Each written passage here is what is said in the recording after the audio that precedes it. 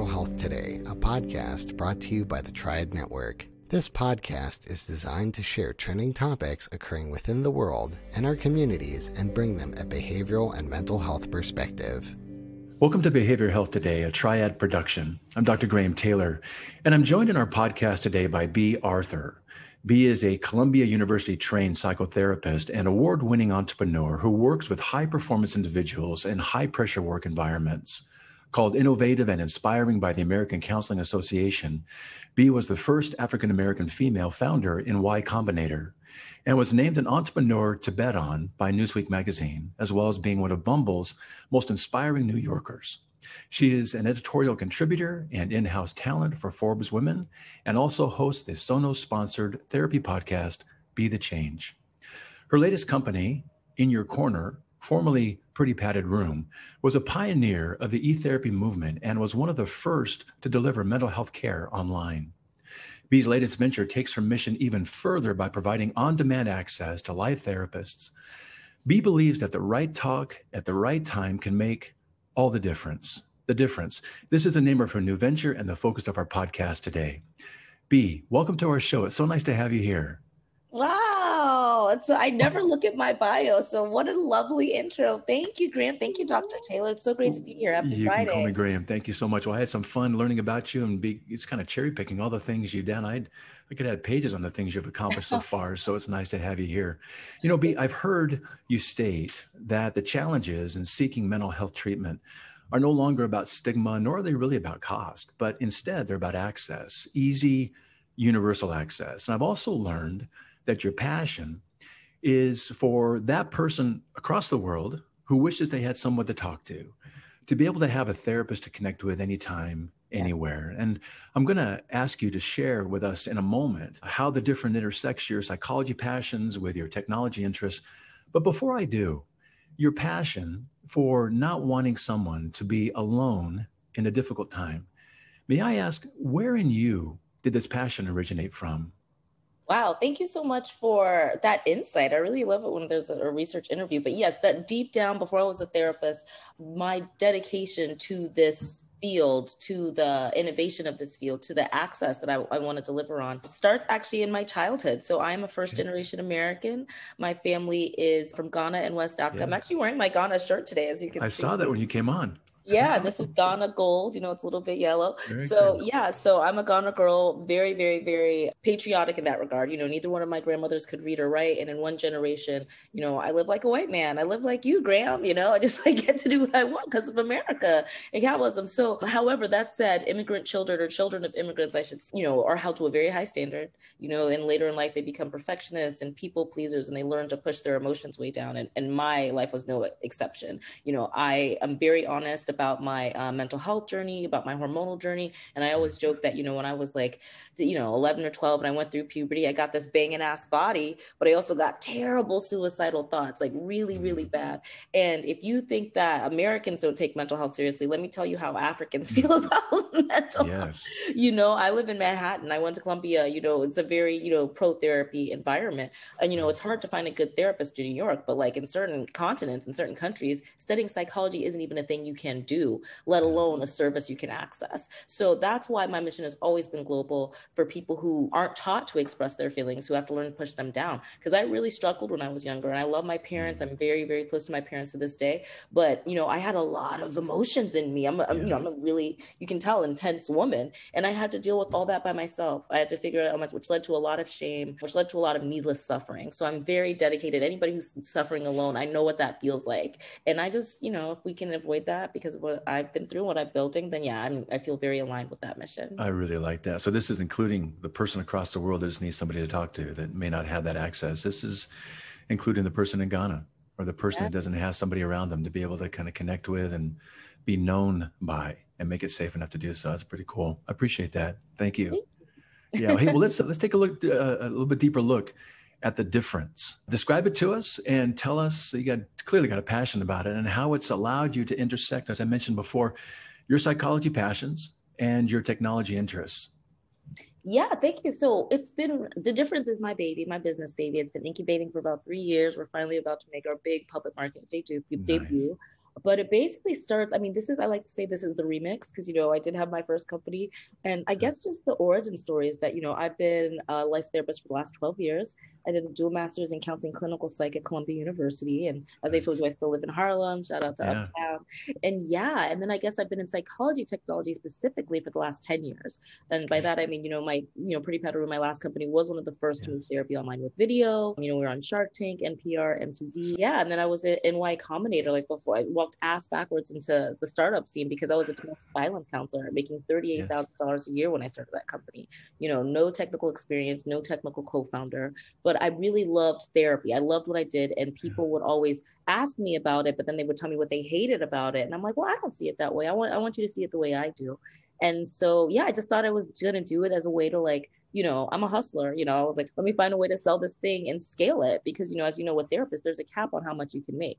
And especially pre-corona, like your best hours are 5 to 9, even if you're charging $300 an hour, like you wouldn't have the reach that I think you could have. So for me, when we started with my last company, we were in business for 5 years. One of our first clients was in Emirates. I never paid for, SEO or if there wasn't Facebook ads back then. So I kind of had product market fit immediately. And I knew that the problem that I was solving was real. And that has been my life's work ever since. Yeah, that reach piece, the problem you're trying to solve there, it's the reach piece, isn't it? It's therapists are out there, good therapists.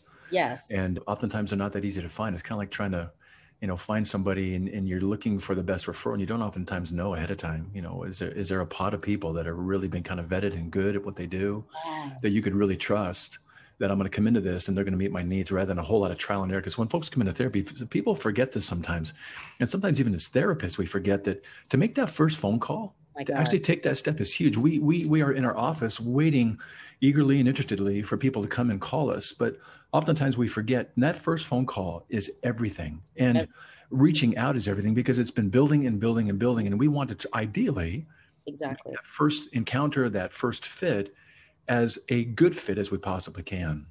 Yes. And I really think, and I'm so glad you said that because I have some critiques about our industry. I really think it's past time. Freud created this in 1904. It's a shame that we haven't innovated since then beyond like CBT and the usual suspects. But I agree, it's really unfortunate because, some therapists get comfortable and, school doesn't prepare us to be in private practice. School doesn't prepare us to be in businesses. It only trains you to work in social work agencies, which can be a mixed bag. The reason I started my last company is because I was going to starve. I went to Columbia. I spoke 2 languages. I was making $38,000. I had to waive my right to health insurance. I remember we were giving our clients Metro cards so they can make it down to see it. And it took everything in me not to steal the Metro cards because I lived in Manhattan. And you see a lot of really talented therapists burn out, and so the industry just isn't sustainable. And it's also really fragmented. The fact that, practicing across state line was still a gray area until Corona. I've been banging this drum for 10 years and it took a crisis to show, people are home and depressed. It would be nice if online therapy could meet them there. So, my coach tells me I'm too pretty to be petty, but, I've been tinkering with this lesson and, developing solutions for the last 10 years. So I'm really excited to finally see the tides turn. That's a pretty cool solution. And I think we've really seen some of the utility of it during COVID. We'll come back and talk about that just a little bit. And I'd also like to flag coming back to, you're talking about therapists needing a platform also to work from. And, the old standard is to get your shingle and go find an office and kind of put it up there and hope people get your name and do a little bit of advertising as best you can. But I'd be curious to find out more about how therapists are going to be coming to you or are coming to you for this program. But let me flag both of those parts, the online access and also kind of how the therapists come to you. But, we've had an opportunity through this podcast to interview a number of telehealth companies on our show and learn what makes them unique. And as you've developed the difference, what have you created that you believe sets you apart from these other telehealth, online service companies that are offering something similar? What sets you apart? I do think the difference is that's what I'm sorry. I'm sorry. I'm not just saying that because it's me, because honestly, if Talkspace was doing what they needed to do, if BetterHelp was doing what they needed to do, I wouldn't have started this, Yeah, I was going to say, so you're not coming in just blind and saying this is kind of cool. You're doing some research and saying, how can I make a better mousetrap? One of my thoughts in life is let's take what's good and make it better and make it better best. Exactly. And what you're talking about is taking what's good and maybe making it better and trying to make what's better. You're trying to make it best. That's what's setting you apart. Tell me more about that.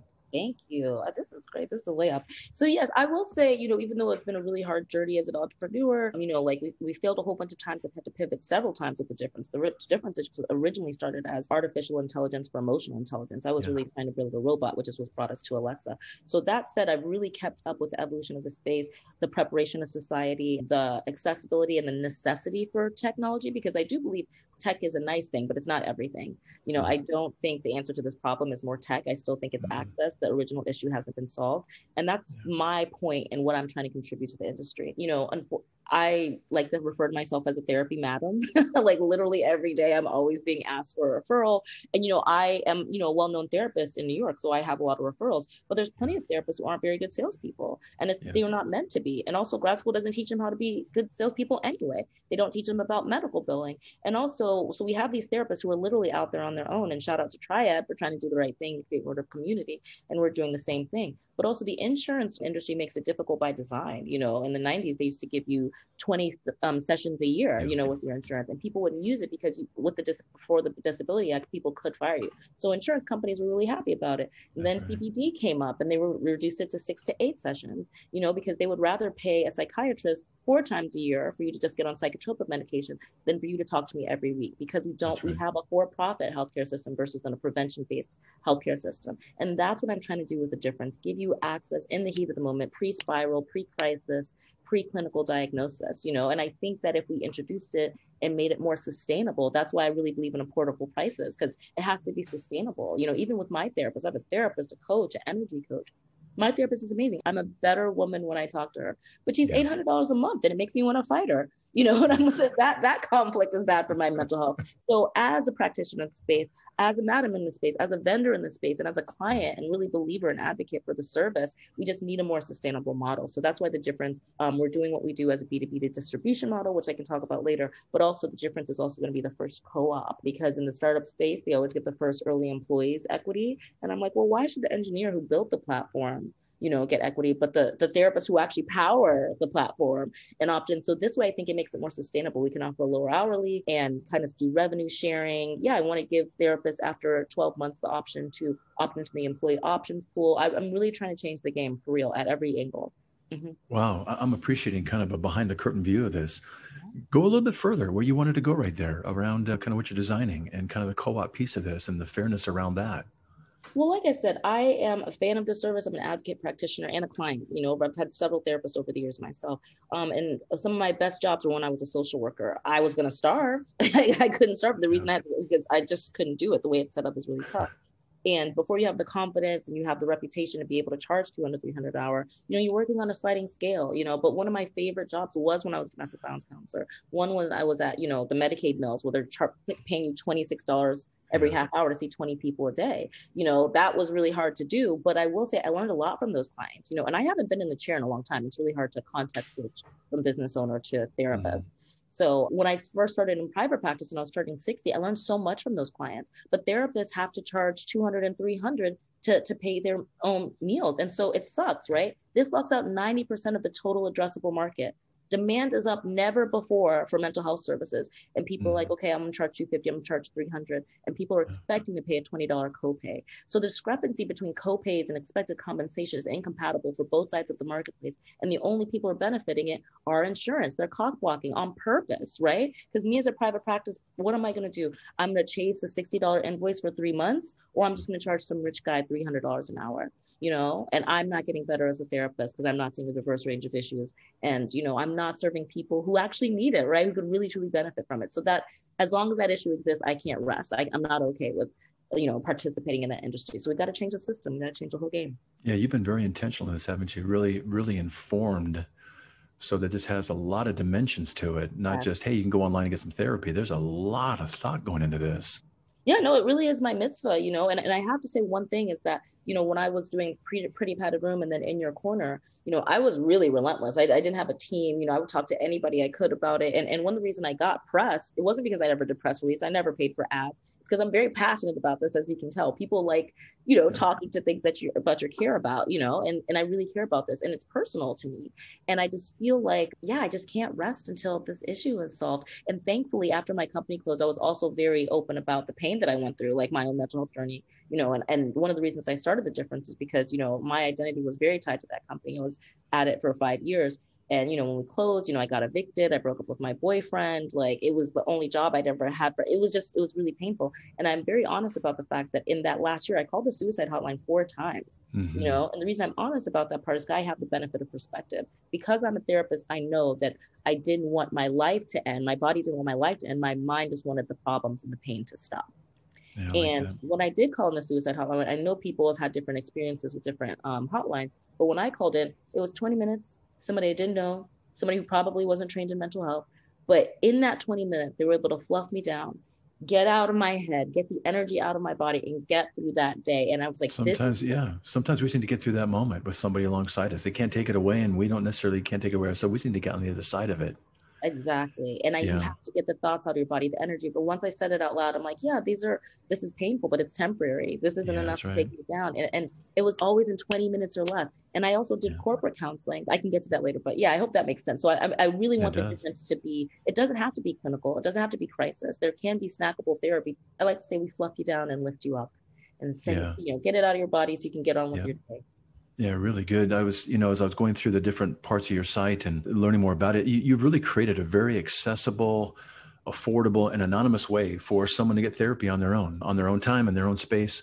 Walk me through, if I'm interested in coming in as a potential client, how am I going to access it, and how am I going to get matched with a therapist? Yeah. So, as you notice, if you've seen us around, we did start with Alexa. We did build the very first Alexa still for therapy. Shout out to Amazon for really trying to I was like, if anybody can take over, consumerize healthcare, it's them, because from a business perspective, I do understand, as there's a lot of dead bodies in the space, in the online therapy space. And I've been, I've talked to a lot of them that they've come through. Thankfully, people see me as the Danya, the OG of the space. So a lot of people have talked to me about it and revived their ideas, especially when I was out of the game. I had like a 2-year fallow year. But basically the issue is with, people try to make Uber for therapy, but this isn't, Uber is a commodity marketplace, which means you don't care who does it, you just need the service done. Whereas therapy is a specialized marketplace where it really matters, therapy doesn't work if the therapist doesn't work for you. But also the whole point of our industry is churn. We want people to feel better and leave. So we don't have the same scale for retention as other marketplaces. What I saw with my last companies in general, for just general mental health, transitional issues, adjustment disorder issues, people, if you're talking about the same thing every week, most people churn out between 3 to 6 months, right? Around an average about 4.2 months. About 20% of the lifers, and by lifers, I just mean they want to do that self-discovery work and they stay with you for over the year. But the vast majority are people who just needed, confidence coaching, just need a place to vent. What people seek therapy for is very different now. So the unit economics don't work, and so a factor in the fact that you have a very bureaucratic, very top-heavy healthcare system, it just doesn't make the service very sustainable. So what we're trying to do with the price point is keep people in therapy. Once you remove all the excuses, once you remove all the barriers, which cost is the biggest barrier, and accessibility is the biggest area, because we have a very fragmented marketplace. I mean, even for therapists, there is no federal unified body for all mental health practitioners. There's a National Association of Social Workers, sure, there's Office of Mental Health, but even state to state, it's very different. We all have very different rules, and that's silly. So that's silly to me. So I want to, instead of just bitching about it, I want to find a new solution, and I think we found it. We'll be right back after word from our sponsor. Continuing education is both a requirement and a learning opportunity, but finding the right CE provider can be challenging. AATBS, a triad company, offers continuing education for psychologists, social workers, marriage and family therapists, counselors, and behavior analysts. CE courses are available both individually and as part of our new All Access Pass. All Access Pass provides a library of over 250 unique courses. That's more than 800 hours of CEs, with new courses being added every month. As a special offer, Behavioral Health Today listeners can save 15% on CE purchases. Visit us at aatbs.com/BHT and enter promo code BHT15 during checkout. That's aatbs.com/BHT. Check out our library and check off your CE requirements today.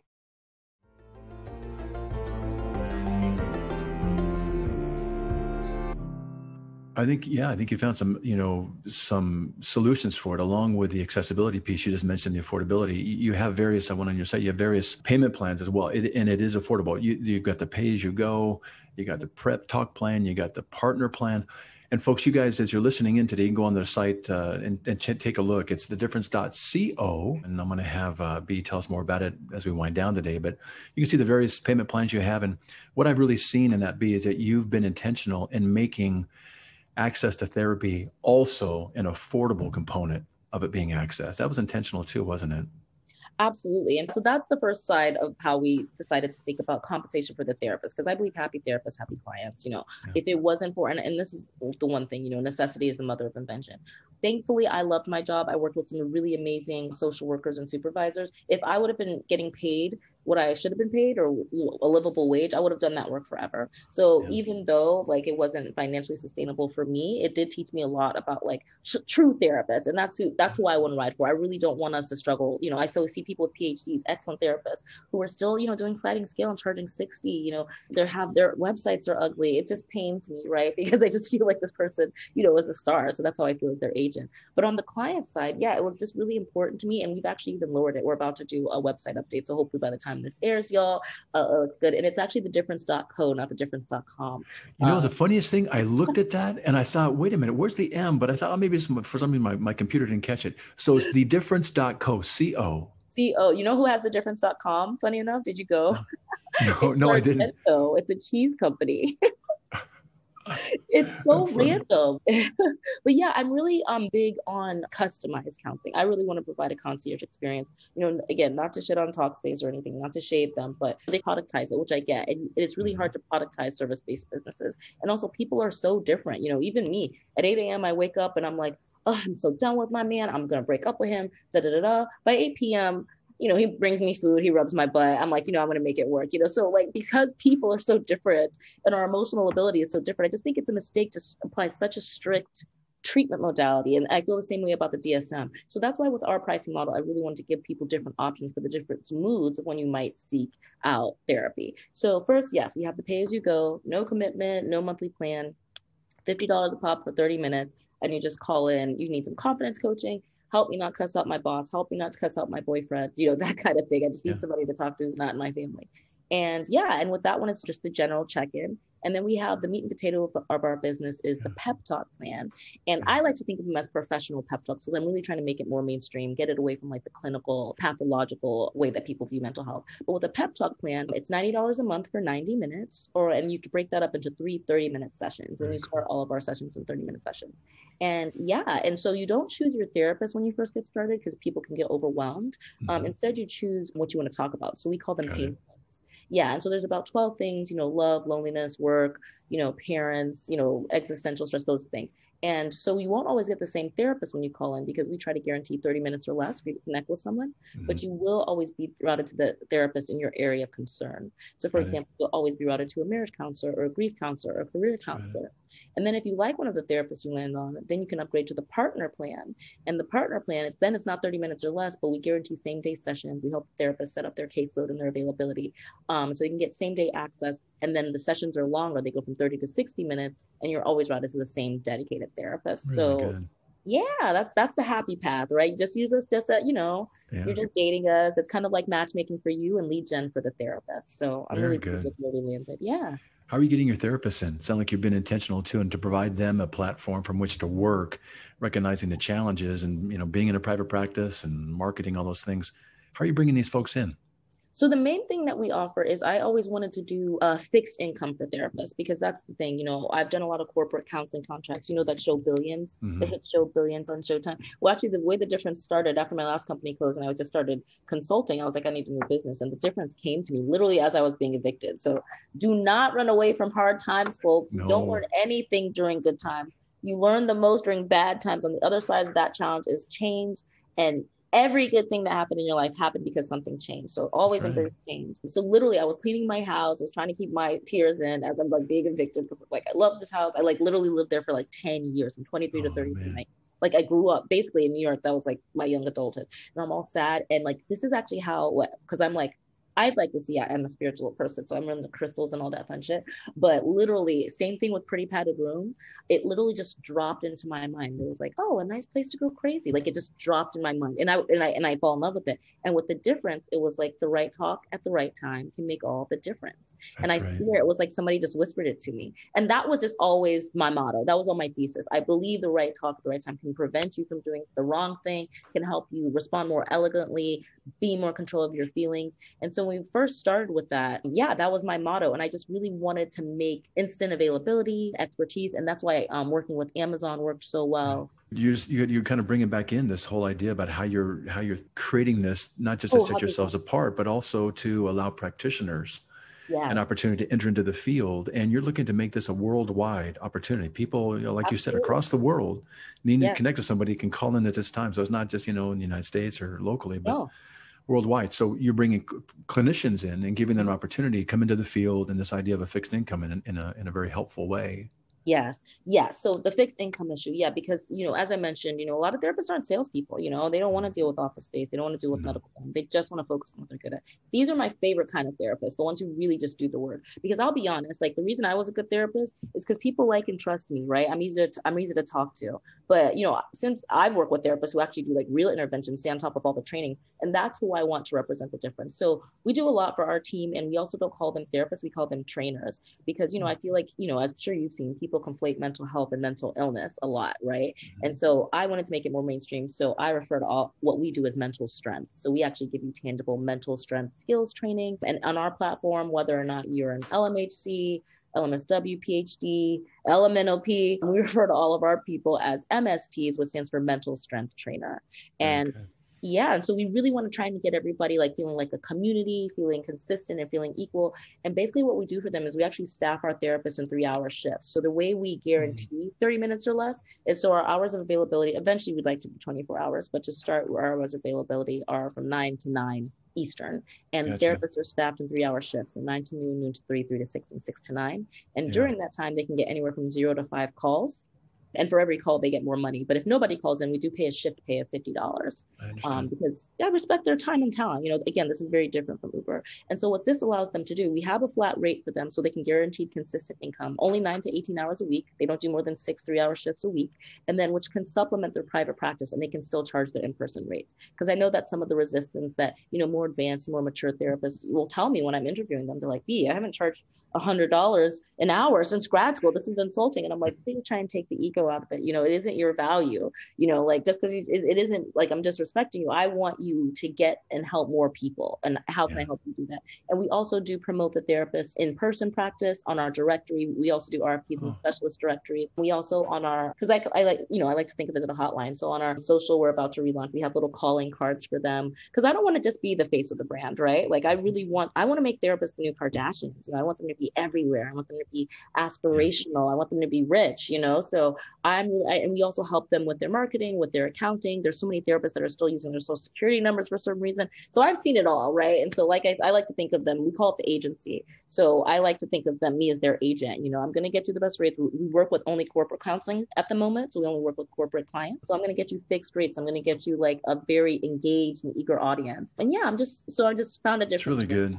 Yeah, the reason I was asking about this too, we have a number of therapists, nationwide that listen to our show, always looking to expand or diversify, their practices. And it's a pretty exciting way to kind of come in, even for some early career practitioners. They're looking for a space to come into. They're well trained. I think, we get to give them an entry point, and you get to get them started. So that's a pretty nice intentionality behind that design. Well, so one of the issues with our industry is the over-reliance, of health insurance, and our category especially doesn't get treated well because of the ongoing. So what I'm really proud of where we've taken the difference is we're now entering the voluntary benefits category. And I'm thankful that we had the opportunity to pilot that with MetLife. And MetLife reached out to us because they don't do retail healthcare. They don't have Blue Cross Blue Shield. They do disability, vision, life. Right. And, MetLife has 90 of the Fortune 100 portfolio companies. In 2018, mental health related disability claims surpassed musculoskeletal disability claims. There we go. which is, think of the stigma, not just as a comorbidity. They were like, I am burnt out, I have anxiety, I can't leave. So they were like, can we prove that therapy can help people return to work quicker and in a better state of mind? Yeah, and so that's how we kind of opted into where we landed at now, which is providing on-demand behavioral health care as a voluntary benefit. So in the same way that you opt into dental benefits, soon you'll be able to opt into mental benefits, followed by the difference. So there we go. Yeah, I read that part too. That's pretty exciting. That's a nice. Yeah, I'm excited about this one. Like my heart's in it, but I'm putting a lot of money into this. That works too. We can have both, and we can have it all right there. And that's not a bad thing. So I really want us to that's what I love. I love that piece. I think that's a really cool piece. I see that making for sustainability, and I think I see that making for fairness, and I think that I see that as a very respectful way to bring people in and do business together. What an awesome, shared ownership in a way. Yes. And I feel like, because, so many people have like bad experiences with agency work, but like, again, my best job, I happened to have a really good supervisor, but she had to do a whole bunch of nonsense and she made $50,000 a year and she couldn't afford a cell phone. And I was like, where could my career go? There's ambitious people in our industry. So yeah, this way I think it is more sustainable, like you said. And also I just think that the people closest to the problem are closest to the solution, so I want therapists informing what this looks like versus like over-reliance on the DSM and all the old ways we've been doing it. It's time to evolve. Really good. Really good. We recently did a podcast regarding the COVID-19 pandemic and folks, benefiting clearly from the telemental health during the quarantine time. Everything's locked down. You can't go to your therapist. But we also know that just in general, around 80 million Americans live in a mental health professional shortage area, and less than about a quarter of the estimated 45 million American adults with a mental illness aren't going to be able to seek treatment or typically don't. So we can clearly see how telemental health online can be helpful in solving this access problem. And the cool news is that the research is demonstrating that telemental health is as effective as face-to-face therapy, evidence, with positive clinical outcomes, therapist-patient satisfaction. However, for those that are still holding some skepticism maybe and seeking therapy online, what might your message to them be? And I would say, even as a pioneer in the space, I don't think that e-therapy or online therapy was ever meant to truly replace traditional therapy. There are people that will always like to go in this space, hold this space. Even my last therapist, shout out to Julie Hyman in Bryant Park. She was really great. She was a true psychoanalyst. And she kind of insists that you really lie down on the couch, and I wasn't sold on it, but it worked for me, so I really do think that for people who really do like to do that type of work, that it should always exist and it should always thrive. And it's, it's where we started. That said, I do think that the industry hasn't caught up to the opportunities available with technology, by making the process easier, you make the market bigger. And I don't want to say the market, just the opportunity, because it's not all about money. Because I saw the same thing, with my last company, it was still a very gray area with online therapy. And I was interviewed by American Counseling Association. They're like, what do you think? And I was really bad in high school. I've always been a rebel and I just don't respect rules for no reason, So for me, I was just like, well, coaches can do it. They have 1 hour of therapy. Coaches can practice across state lines. So why don't we just call it coaching? Why don't we just call it confidential coaching? And I'm glad I did, because all 5 years that I was doing Pretty Padded Room, I was on the help desk, so I actually saw, and for all the entrepreneurs out there, do your own help desk. Don't be scared of criticism. For every person that complains, there's 10 people that won't complain, but you'll never see them again. Lean into reflection, make friends with feedback. Some of the best notes, some of the things that kept me going. I remember one of the things I'm most proud of is we had a woman who worked with one of our sexual identity therapists, and she was in Utah, and she was in one of the polygamous cults. She was raised in one of those, multifamily cults. And she was working with our sexual trauma therapist here in New York City. And, as an adult, she went on her first date as an adult at the age of, I'm going to get emotional, at the age of 32, because of working with because in Utah, where she's from, nobody goes to therapy. They're raised in a very shame-based religion. And, we had another woman from Kansas, another one from Hawaii actually tell us the same thing. She was like, there's only one therapist in town and I don't want my car seen outside her office. Yeah, exactly. Yeah. Or they don't have really the reach. So I'm like, why would we limit that because of some made up rule? Clearly if there's mental illness, and this is something that we take very seriously at The Difference, any access to disorders, any previous inpatient hospitalizations, any alcohol or chemical dependence, a certain percentage of ideation, anything where we can't be there in case of crisis, we do refer out. It's not the appropriate method for distance. I understand. Yeah. But for everything else, why can't I talk to you? Why can't I bring it in? Day better? Why? Yeah, really good. Really good. As I'm learning more and more and I'm listening today, 5 years from now, Where are you hoping that the difference is? But in that, it sounds like you're hoping that in a primary prevention kind of a way, in the same way that we talk about the mental strengths that you want people to develop over time, in the same way that we are in the schools now with social emotional learning, where we are equipping kids very early on with those things mental health wise that so empower them to do their life with success. And we see this follow them, not surprisingly, through their whole life. It sounds like you're hoping that the difference becomes such an integrated, and I can see the cool part with it, such an integrated part of people's lives. It's just part of what they're able to do and accessible anytime they need it to be there. Am I getting that right? It speaks to my heart, Graham. You have it so right. You were preaching. This is the vision, the future I envision. I don't want it to be an exclusive industry anymore. I don't want it to be an elitist industry anymore. Like, I do believe the world would be a happier, healthier place if there was universal access to high quality therapy. And it's not just access, what Triad is trying to do, what we're trying to do with our co-op, just trained therapists. I graduated in 2008, I didn't learn trauma CBT. I didn't learn brain spotting. I never learned EMDR, but I was still getting booked. There's so many things that we're lacking as an industry. I want to beef that up. So yes, I cannot rest until this is a service that anybody, anywhere can access. Like, I work so hard. And like I said, my biggest irritant is when people are like, oh, B, can you help me find a therapist? Like every day, every single day. And it kills me that I can't just point them to the difference because we're still in beta.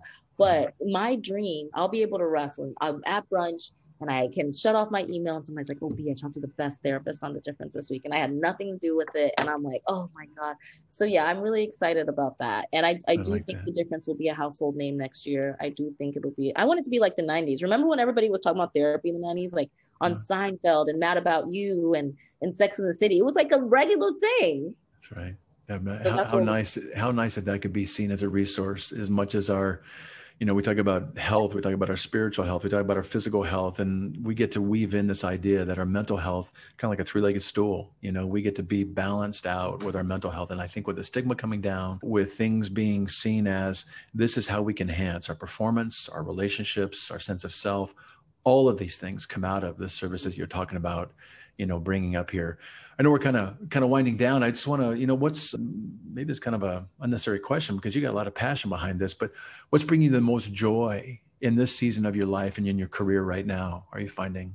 Oh, I love this. I mean, honestly, this brings me joy. Like, it's been a long week. I do a lot of talks. I have like 11 jobs because I've been like bootstrapping this company for so long.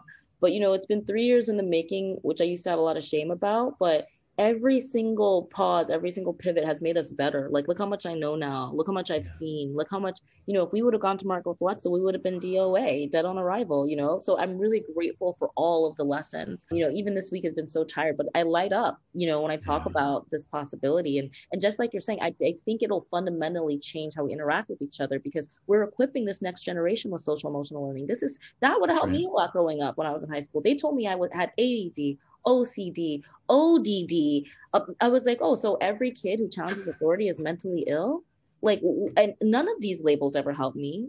Pain did, fear did, talking did, mushrooms did, none of these, I really want to get us off the DSM. And, I think we can really supercharge this next generation in the same way that they need to be taught financial literacy. We also weren't taught how to do taxes in school, digital literacy. There are people at grad school right now who are not taught how to, set up a Twitter account. This is a missed opportunity. And now I'm loving that we're getting to teach them emotional literacy, how to self-care in schools, mood management, impulse control, If we do these things early on, we're not going to have the later, diagnostic none of the problems. Presentations. Yeah, we're not going to have those at all. I mean, we're going to have some because, whatever. But for the most part, if we can equip these things early, we're not going to have those later presentations, are we?